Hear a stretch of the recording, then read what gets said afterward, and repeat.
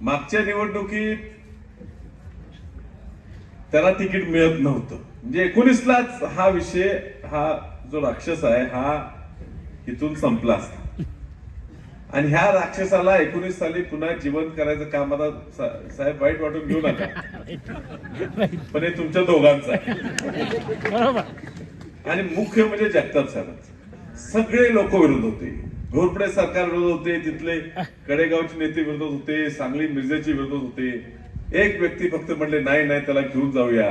आणि जगताप साहेब त्या माणसाला, आता जे खासदार आहे त्या माणसाला इथं तिथं घेऊन गेले. त्याला तिकीट घेऊन आले. तिकीट घेऊन आल्यावर मला आशा होती आता मी उभारतोय, घोरपडे सरकार माझ्यावर राहतील. जगताप साहेबांनी घोरपडे सरकारला पण फोडलं आणि माझी झाली फजिती. आणि हा व्यक्ती असा आहे, ह्याचा अनुभवच घ्या.